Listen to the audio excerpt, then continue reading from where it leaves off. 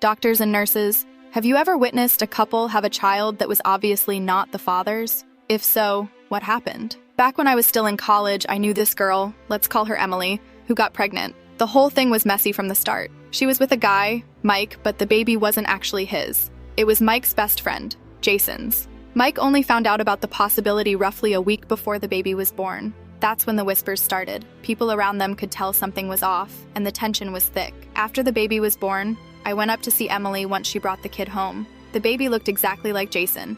No question about it. Same eyes, same skin tone, everything. It was obvious. I was the one who broke the news to Mike. I didn't want to, but I knew someone had to. When I told him, the devastation hit him like a freight train. He was crushed. His world flipped upside down in the blink of an eye. The guy who thought he was going to be a dad, to this day, had to face the brutal reality that the kid wasn't his. Mike's parents were just as brokenhearted, maybe even more so. They had gone all in, preparing for the baby like it was their grandchild. They bought everything Emily needed, including this insanely expensive $500 car seat and stroller set. It wasn't just a gift, it was an investment in their future grandkid. But after everything came to light, Emily refused to give any of it back. She just kept it. The worst part, though, was what happened after. Emily didn't waste any time. She started a relationship with Jason right after the baby was born, and guess what? They're still together, over a decade later. The kicker? Mike and Jason were next-door neighbors, literally living side by side. After Emily came home from the hospital, she moved into Jason's house. So Mike and his family were forced to see them every single day,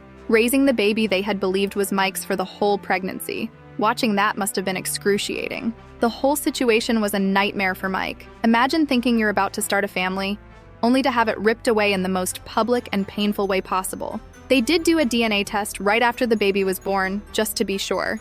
It confirmed what everyone already suspected: the baby was Jason. Mike never really got over it, but he moved out eventually and tried to rebuild his life, far from the neighborhood where the whole thing happened. That story still sticks with me because it's one of those moments where you realize how messy real life can get. Nothing's ever as simple as it seems.